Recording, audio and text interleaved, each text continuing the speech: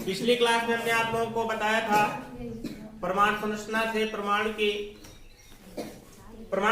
से परमाणु की त्रिज्या की गणना करना, किसी भी परमाणु की क्रिस्टलीय संरचना से परमाणु की त्रिज्या की गणना करना। परमाणु की त्रिज्या की गणना करने के लिए 3 प्रकार के घन एकक शेल बताए गए थे। सरल घन एकक शेल, काय केंद्रित घन एकक शेल, फलक केंद्रित घन एकक शेल। सरल घन एकक शेल से बताया गया था किस तरीके से हम परमाणु त्रिज्या की गणना कर सकते हैं। काय केंद्रित घन एकक शेल से बताया गया था, उसके बाद फलक केंद्रित घन एकक शेल से बताया गया था। तीनों के लिए फार्मूले बताए गए थे। अब आज आपको पढ़ना है क्रिस्टलों में परमाणुओं का संकुलन। क्या पढ़ना है आपको? क्रिस्टलों में परमाणुओं का संकुलन। क्रिस्टलों में परमाणुओं का संकुलन। परमाणुओं का संकुलन का मतलब क्या होता है कि किसी भी क्रिस्टल में परमाणु किस तरीके से पैक्ड होते हैं। पैक्ड का मतलब क्या होता है, किस तरीके से जुड़े होते हैं दूसरे के साथ। अर्थात यहां पर लिखेंगे हम पैकिंग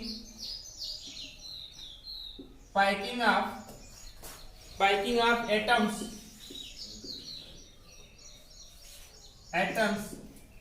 इन क्रिस्टल्स। मतलब कि किसी भी क्रिस्टल में परमाणु किस तरीके से पैक्ड होते हैं, वही जानना है आप लोगों को। तो देखिए, क्रिस्टलों में परमाणु या आयनों के संकुलन पर आधारित 2 संरचनाएं प्रस्तुत की गई हैं। 2 संरचना बताई गई है। पहली संरचना बताई गई निबिड़ संकुलित संरचना।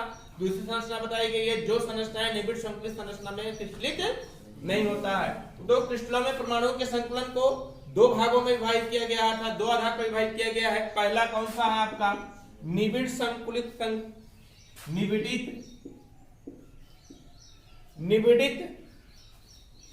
निबिड़तम संकुलित संरचना।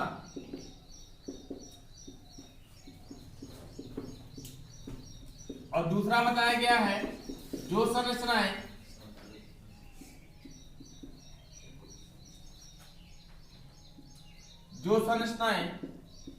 निबिड़तम संकुलित संरचना में, जो संरचना निबिड़तम संकुलित नहीं है, तो इनको 2 भागों में विभाजित किया गया है। तो लिखिए, क्रिस्टलों में परमाणुओं या आयनों के संकुलन पर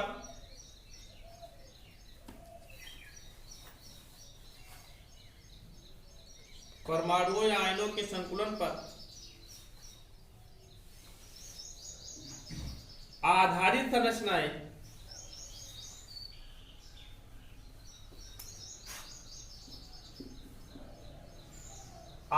संरचनाएं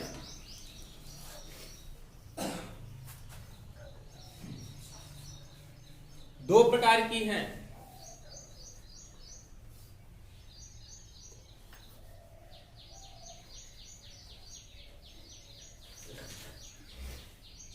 पहला निबिड़तम संकुलित संरचनाएं, दूसरा संरचनाएं निबिड़तम संकुलित नहीं है। संरचनाएं निबिड़तम संकुलित नहीं है।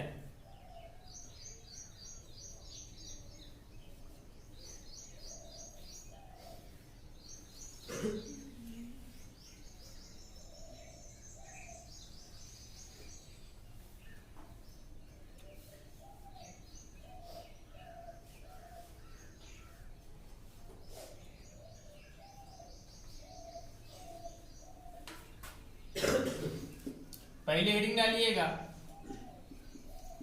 निबिड़तम संकुलित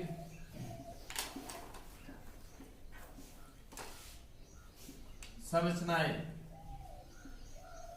निबिड़तम संकुलित संरचनाएं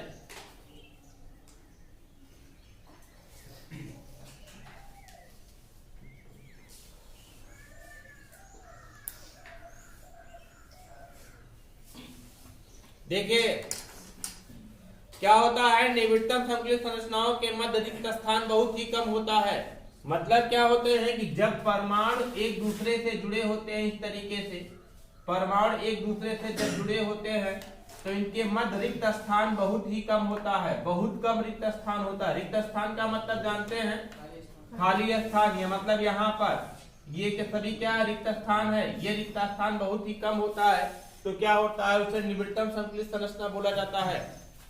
निबिड़तम संकुलित संरचना में क्या होता है, लगभग 74% भाग, 74% भाग किससे घिरा होता है, परमाणुओं द्वारा घिरा होता है। और शेष बचा कितना प्रतिशत, 26% भाग क्या होता है, आपका रिक्त होता है। कितना प्रतिशत, 24% भाग, सॉरी 74% भाग रिक्त हो परमाणुओं द्वारा घिरा होता है। और 26% भाग, 26% भाग, 74% भाग क्या होता है आपका, परमाणुओं द्वारा घिरा होता है। 74% भाग परमाणुओं द्वारा घिरा होता है और 26% भाग क्या होता है, रिक्त होता है। ये दो प्रकार की संरचनाओं में संकुलित होता है। पहला होता है आपका घन निबिड़ संकुलित संरचना। पहला कौन सा होता है, घन निबिड़ संकुलित संरचना, घन निबिड़ संकुलित संरचना। और दूसरा होता है खटकोणीय निबिड़ संकुलित संरचना। खटकोणीय, खटकोणीय, खटकोणीय निबिड़ संकुलित संरचना दो प्रकार में क्रिस्टलित होता है। तो इतना जानिए कि जब कभी भी ऐसे क्रिस्टल विद्यमान हो, क्रिस्टल इस रूप में विद्यमान हो कि परमाणुओं के मध्य रिक्त स्थान क्या हो, ना के बराबर हो, यह कह सकते हैं कि बहुत ही कम हो, परमाणुओं के मध्य रिक्त स्थान बहुत ही कम हो, तो उसे क्या कहा जाता है, निबिड़तम संकुलित संरचना के नाम से जाना जाता है। ठीक है, निबिड़तम संकुलित संरचना में 74% भाग किसके द्वारा घिरा होता है, परमाणुओं द्वारा घिरा होता है। 26% भाग क्या होता है आपका, रिक्त होता है। तो देखिए निबिड़तम संकुलित संरचना, क्लोज्ड पैक्ड स्ट्रक्चर। निबिड़तम संकुलित संरचना क्या कहेंगे हम, क्लोज्ड पैक्ड स्ट्रक्चर। लिखिए, निबिड़तम संकुलित संरचना में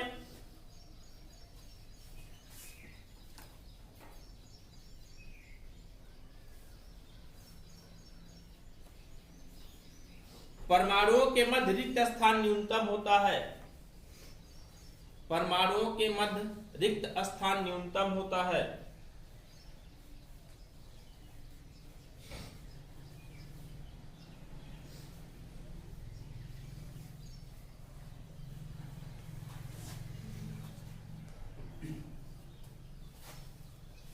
घन निबिड़ संकुलित संरचना, घन निबिड़ संकुलित संरचना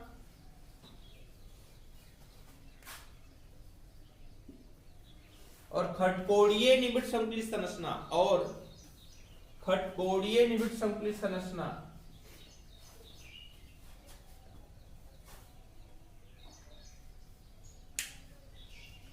दोनों ही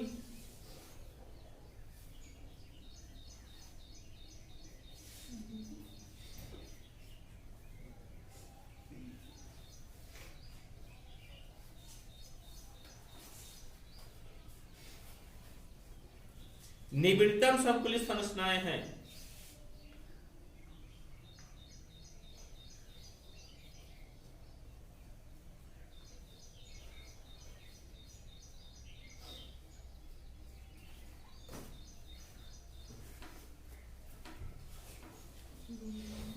तो आपको यहीं पर पता होना चाहिए कि 74% भाग किस प्रकार के सरल घनीकक शेल का परमाणु द्वारा घिरा होता है।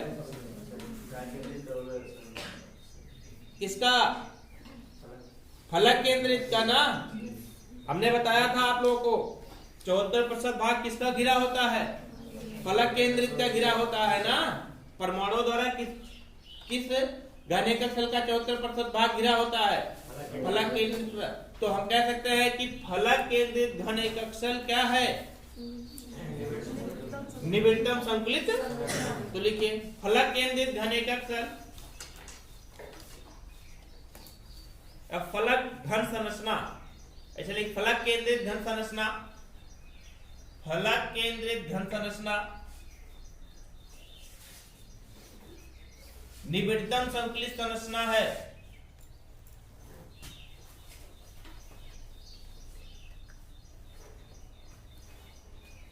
निबिड़तम संकुलित संरचना है। इस संरचना में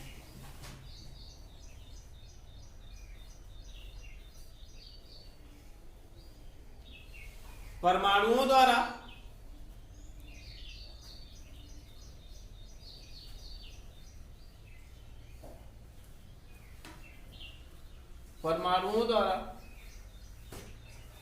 कुल 74% भाग घिरा होता है।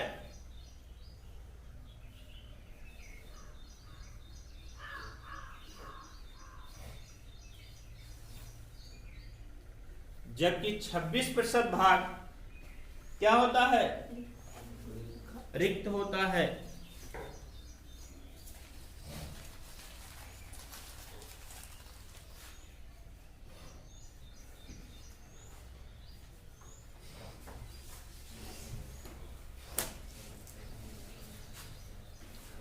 समझ गए? ये तो क्या था? निबिड़तम संकुलित संरचना था। अब अगला पढ़ना है संरचनाएं जो निबिड़तम संकुलित नहीं है। तो कितनी प्रकार की संरचनाएं जो निबिड़तम संकुलित नहीं हो सकती हैं? 2 प्रकार की। कौन कौन सी? सरल घन संरचना और काय केंद्रित घन संरचना। तो दूसरा लिखिएगा, हेडिंग बनाइएगा, संरचनाएं जो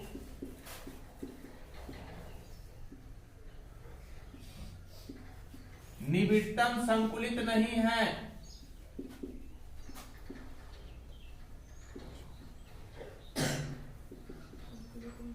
संरचनाएं जो निबिड़तम संकुलित नहीं है। निबिड़तम संकुलित न होने वाली संरचनाएं कौन सी है? पहला है आपका सरल घन संरचना और दूसरा है आपका कौन सा?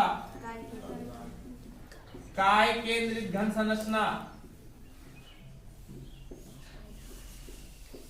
आपको पता होना चाहिए सरल घन संरचना में कितना प्रतिशत भाग परमाणुओं द्वारा घिरा होता है?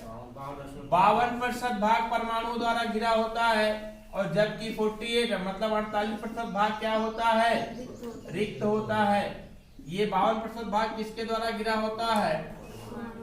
परमाणुओं द्वारा घिरा होता है। परमाणुओं द्वारा घिरा होता है। और जबकि काय केंद्रित घन संरचना में कितना? 68% भाग किसके द्वारा घिरा होता है? परमाणुओं द्वारा घिरा होता है। किसके द्वारा? परमाणुओं द्वारा घिरा होता है। जबकि 32% भाग मतलब 32% भाग क्या होता है आपका? यहाँ पर रिक्त होता है। अर्थात इसमें रिक्त हुआ स्थान क्या होता है? अधिक होता है। किसकी अपेक्षा? फलक घन संरचना की अपेक्षा इनमें रिक्त हुआ स्थान क्या होता है? अधिक हो जाता है। इसलिए ये निबिड़तम संकुलित संरचना के अंतर्गत नहीं आता। मतलब कि पूर्ण रूप से ये पैक्ड नहीं होता है। पूर्ण रूप से पैक्ड नहीं होता है। तो लिखिए, जो संरचनाएं जो निबिड़तम संकुलित नहीं है, संरचनाएं जो निबिड़तम संकुलित नहीं है, तो लिखिए सरल घन संरचना और काय केंद्रित घन संरचना।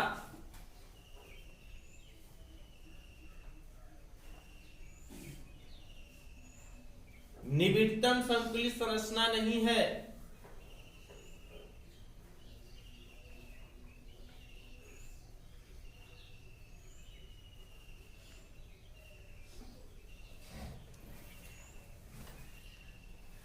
नई लाइन से लिखिएगा, सरल घन संरचना में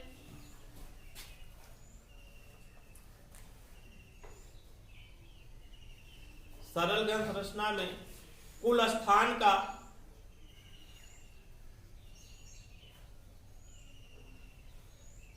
लगभग 52% भाग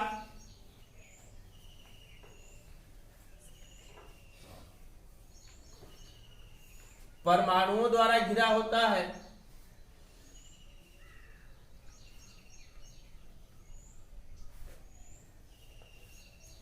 और 48% भाग रिक्त होता है।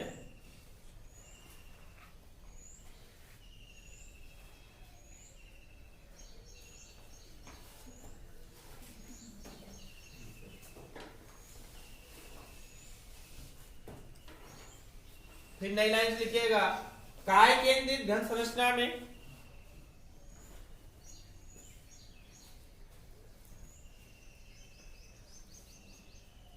लगभग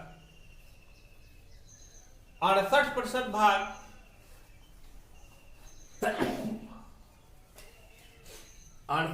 भाग परमाणुओं द्वारा घिरा होता है,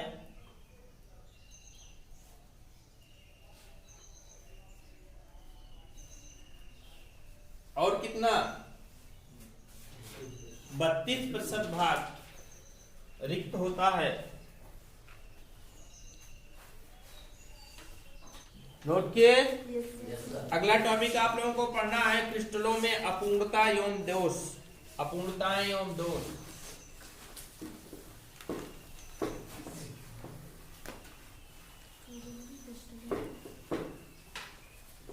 क्रिस्टलों में अपूर्णताएं क्या क्या पाई जाती हैं और दोष क्या क्या होते हैं।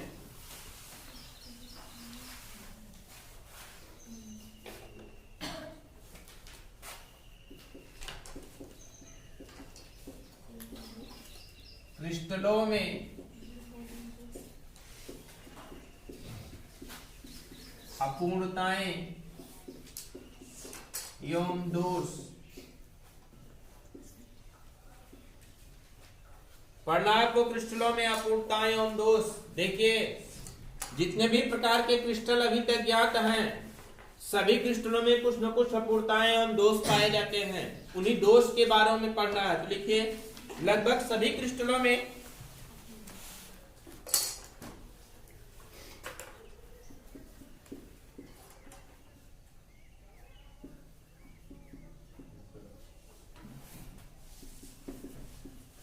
अपूर्णताएं एवं दोष अवश्य पाए जाते हैं।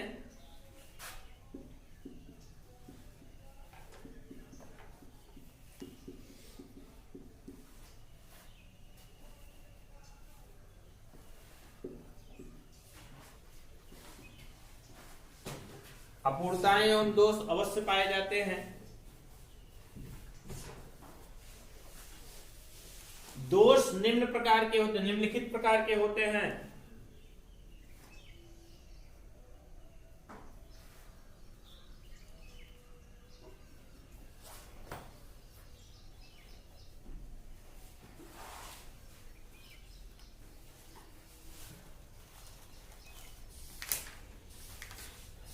कौन कौन से दोष होते हैं? पहला होता है आपका बिंदु दोष, दूसरा होता है आपका रेखा दोष, तीसरा होता है आपका तल दोष। देखिए, बिंदु दोष, रेखा दोष और तल दोष। समझिए हमारी बात को। परमाणु के क्रिस्टल जो होंगे, परमाणु के क्रिस्टल क्या होंगे? इस तरीके से होंगे ना। क्रिस्टल में परमाणु इस तरीके से होंगे ना। क्रिस्टल में परमाणु ऐसे ऐसे तो होंगे, ऐसे तो होंगे। अब क्या हो जाए, जब क्रिस्टल में परमाणु इस तरीके से है तो बीच में से ही एक परमाणु गायब हो जाए, ना रहे यहाँ पर, बीच में एक परमाणु उपस्थित रहे, एक परमाणु ही ना रहे, तो इस प्रकार के दोष को कौन सा दोष कहते हैं? दोष का मतलब आप समझ रहे हैं ना। दोष का मतलब यह है कि जो क्रिस्टल संरचना का एक निश्चित पैटर्न है, क्रिस्टल संरचना का जो एक निश्चित पैटर्न है, उस निश्चित पैटर्न में बदलाव हो जाए। उस पैटर्न में क्या हो जाए? जैसे क्या है, एक संपूर्ण मनुष्य है, अब उस संपूर्ण मनुष्य का एक उंगली कट के निकल गई है, तो उसके पास क्या आ गया? दोष आ गया। मतलब कि क्या है, वो अपूर्ण है ना। पूर्ण है कि नहीं? पूर्ण नहीं है, वो क्या है? अपूर्ण है। इसी तरीके से इसमें क्रिस्टलों में भी अपूर्णता होता है। अपूर्णता का मतलब क्या होता है कि जो निश्चित पैटर्न है, क्रिस्टल का एक जो निश्चित पैटर्न है, जिस आधार पर क्रिस्टल होने चाहिए, क्रिस्टल उस आधार पर ना होकर के उसमें कुछ क्या हो गई है? कमियां हो गई है। ये कमी तीन प्रकार से हो सकती है। पहला बिंदु दोष, मतलब बिंदु दोष को इस प्रकार का दोष कहते हैं कि बीच से एक परमाणु क्या हो जाए? रिक्त हो जाए, ना रहे। तो इस प्रकार के बीच बीच में से परमाणु ही रिक्त हो जाए, यहाँ से रिक्त हो जाए या यहाँ से रिक्त हो जाए, तो इस प्रकार के दोष को कौन सा दोष कहते हैं हम? बिंदु दोष कहा जाता है। ये बिंदु दोष है। अगला कौन सा होता है बेटा? रेखा दोष। रेखा दोष किसे कहते हैं? मान लीजिए परमाणु क्रिस्टलों का एक निश्चित पैटर्न है। ये क्रिस्टलों का क्या है? एक निश्चित पैटर्न है। एक निश्चित पैटर्न है क्रिस्टलों का, और इस पैटर्न के बीच में से परमाणुओं की एक रेखा ही गायब हो जाए, संपूर्ण रेखा ही अनुपस्थित हो जाए। मतलब कि एक लाइन से संपूर्ण परमाणु क्या हो जाए? न रहे। तो इस प्रकार के दोष को कौन सा दोष कहते हैं? रेखा दोष कहा जाता है। और अगला कौन सा होता है आपका? तल दोष। तल दोष में क्या होता है? जैसे मान लीजिए परमाणुओं का एक निश्चित पैटर्न है, परमाणुओं का एक निश्चित पैटर्न है, परमाणुओं के एक निश्चित पैटर्न में से संपूर्ण का पूरा तल ही गायब हो जाए, एक लेयर ही गायब हो जाए। आपको हमने बताया था, जब हमने इस तरीके की संरचना आपको बताई थी, उसमें बताया था ना कि लेयर होते हैं ना, एक घन होता है, घन के ऊपर दूसरा घन, उसके ऊपर दूसरा, इस तरीके से होता है ना। तो एक लेयर ही पूरी की पूरी लेयर ही गायब हो जाए, पूरी की पूरी लेयर ही अनुपस्थित हो जाए। तो इस प्रकार के दोष को, मतलब एक तल ही दो अनुपस्थित हो जाए, तो इस प्रकार के दोष को कौन सा दोष कहा जाता है? तल दोष कहा जाता है। मतलब ये तल ही निकल जाए पूरा का पूरा, तो इस प्रकार के दोष को कौन सा दोष कहते हैं? तल दोष कहते हैं। इस तरीके से क्रिस्टलों में अपूर्णता एवं दोष तीन प्रकार के होते हैं: बिंदु दोष, रेखादेश दोष और तल दोष। समझ गए ना? तो लिखिए, ये पूछा जाता है क्रिस्टलों में अपूर्णता एवं दोष इंपॉर्टेंट है, पूछा जाता है। क्या लिखे? निम्नलिखित दोष होते हैं। पहला लिखिए बिंदु दोष।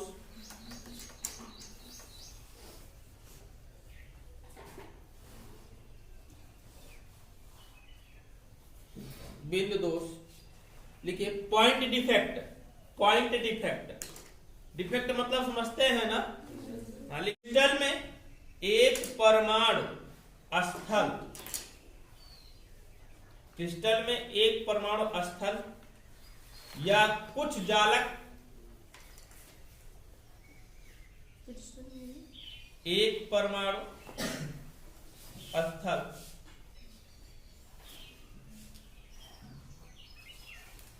या कुछ जालक स्थलों पर दोष बिंदु दोष कहलाते हैं।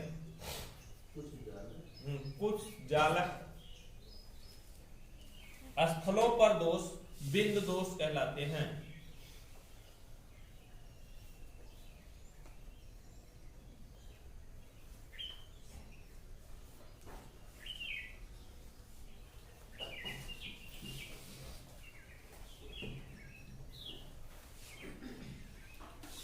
नंबर दूसरा लिखिए रेखा दोष। लाइन डिफेक्ट नहीं, कोई मतलब नहीं। लाइन डिफेक्ट अभी आ गया, और इसमें लाइन डिफेक्ट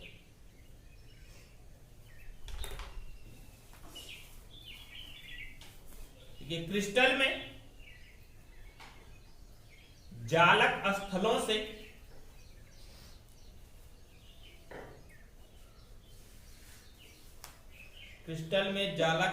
से परमाणुओं की पूरी पंक्तियों का विस्थापन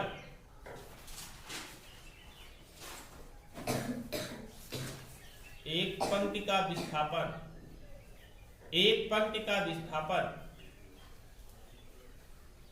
रेखा दोष कहलाता है। लाइन डिफेक्ट कहलाता है।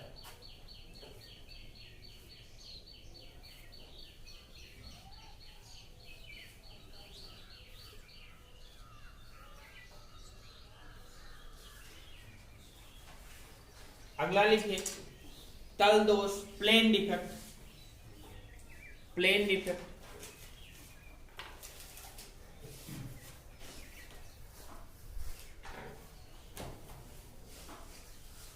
लिखिए क्रिस्टल में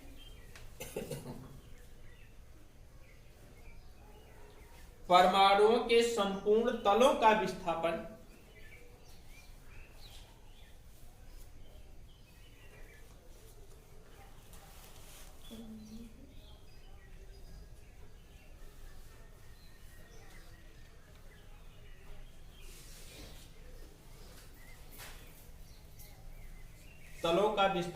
तल दोष कहलाता है।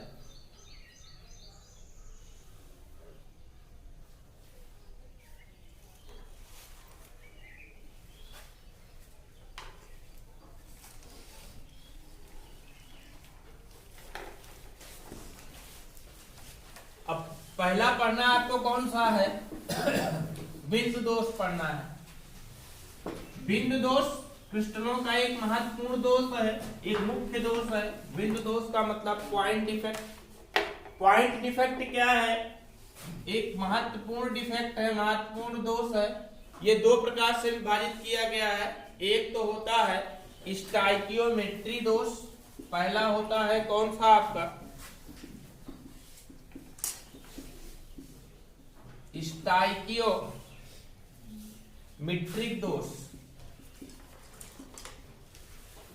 स्टाइकियोमेट्रिक दोष। और दूसरा होता है आपका, ए नंबर लिखे इसको, बी नंबर लिखे, नॉन स्टाइकियोमेट्रिक दोष।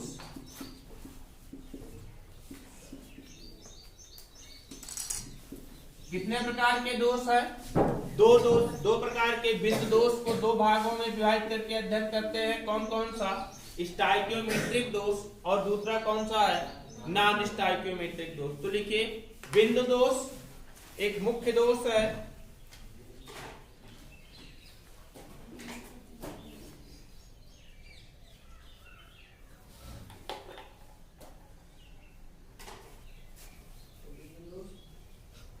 एक मुख्य दोष है। इसे प्रायः दो वर्गों में विभाजित किया गया है।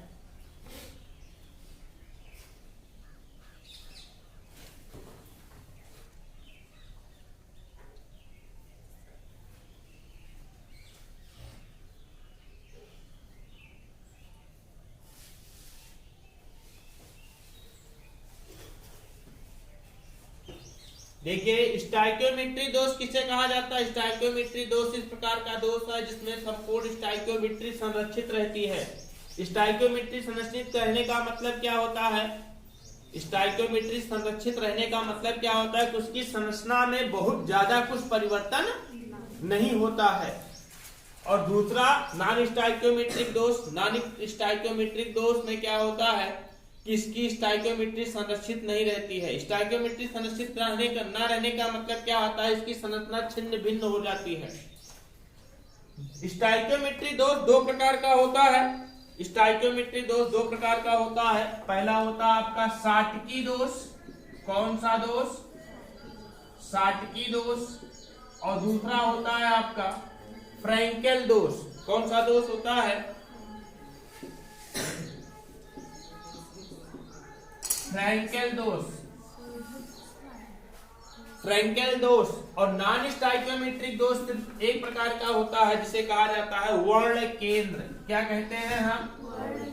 वर्ण केंद्र कहते हैं। अब देखिए, बिंदु दोष के बारे में हमने बताया कि परमाणु क्रिस्टलों के एक निश्चित जालक में से परमाणु को ही विस्थापित हो जाए, बीच से परमाणु ही विस्थापित हो जाए। क्रिस्टलों के एक निश्चित जालक में से क्या हो जाए? परमाणु ही विस्थापित हो जाए, परमाणु ही रिक्त हो जाए। तो इस प्रकार के दोष को कौन सा दोष कहते हैं? बिंदु दोष कहा जाता है। बिंदु दोष दो प्रकार का होता है। पहला होता है स्टाइकियोमेट्री दोष, दूसरा होता है नॉन स्टाइकियोमेट्री दोष। स्टाइकियोमेट्री दोष के बारे में बताया कि इसकी स्टाइकियोमेट्री, इस प्रकार के दोष में स्टाइकियोमेट्री क्या होती है? संरक्षित होती है। स्टाइकियोमेट्री में कोई परिवर्तन नहीं होता है। ये दो प्रकार के दोष होते हैं। पहला होता है साटकी दोष, दूसरा होता है फ्रैंकेल दोष। और फिर नॉन स्टाइकियोमेट्री दोष में क्या होता है? इसकी स्टाइकियोमेट्री क्या होती है? संरक्षित नहीं होती है। तो लिखिए, स्टाइकियोमेट्री का मतलब क्या होता है? संरचना का एक निश्चित पैटर्न, वो पैटर्न चेंज नहीं होता है, इसमें पैटर्न क्या हो जाता है? चेंज हो जाता है। तो देखिए,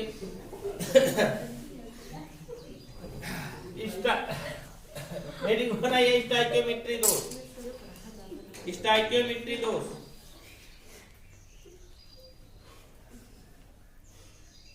लिखिए, बिंदु दोष जिसमें यौगिकों की स्टाइकियोमेट्री संरक्षित रहती है। यौगिकों की स्टाइकियोमेट्री संरक्षित रहती है।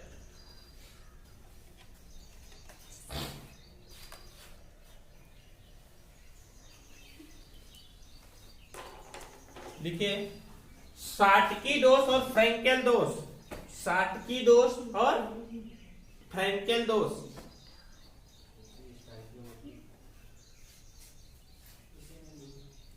स्टाइकियोमेट्री का मतलब हमने बताया तो अभी कि जालकों का एक निश्चित पैटर्न, परमाणु जालकों का एक निश्चित पैटर्न, इस प्रकार का दोष अगर हो जाता है तो कभी कभी क्या होता है, उसकी संरचना सेम टू सेम वैसे की वैसी रहती है, लेकिन परमाणु बीच में क्या होते हैं, रिक्त होते हैं। लेकिन क्या होता है, कुछ ऐसी प्रकार की, इस प्रकार का बिंदु दोष हो जाता है, परमाणु तो रिक्त होने के साथ साथ तो उसकी पूरी संरचना क्या हो जाती है, बदल जाती है, छिन्न भिन्न हो जाती है। जिस प्रकार को के दोष को नॉन स्टाइकियोमेट्री दोष कहा जाता है। समझ रहे हैं ना? तो क्या लिखे हैं, संरक्षित होते हैं। लिखे शाटकी दोष और फ्रैंकेल दोष।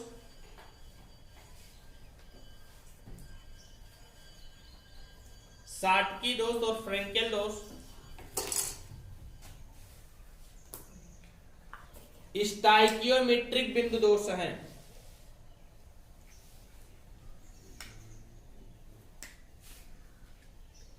स्टाइकियोमेट्रिक बिंदु दोष है।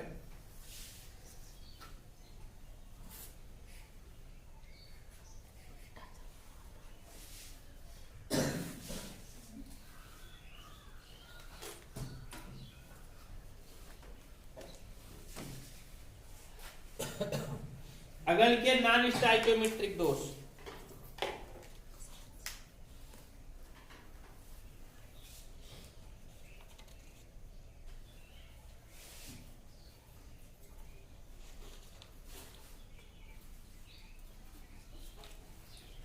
नॉन स्टाइकियोमेट्रिक दोष देखिए, बिंदु दोष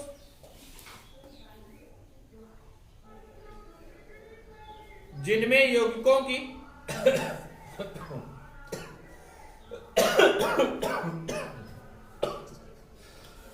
यौगिकों की स्टाइकियोमेट्री संरक्षित नहीं रहती, जिसमें यौगिकों की स्टाइकियोमेट्री संरक्षित नहीं रहती,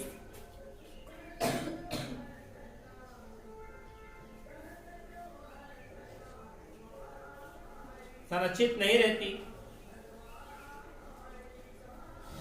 वर्ण केंद्र, वर्ण केंद्र कौन से दोष हैं, नॉन स्टाइकियोमेट्रिक दोष हैं।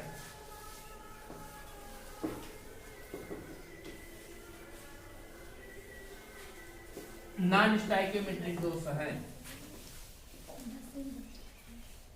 कल हम आप लोगों को पढ़ाएंगे शाटकी दोष और फ्रैंकेल दोष, जो कि बहुत इंपॉर्टेंट हैं, बहुत बहुत बहुत इंपॉर्टेंट है, बोर्ड एग्जाम में पूछा जाता है।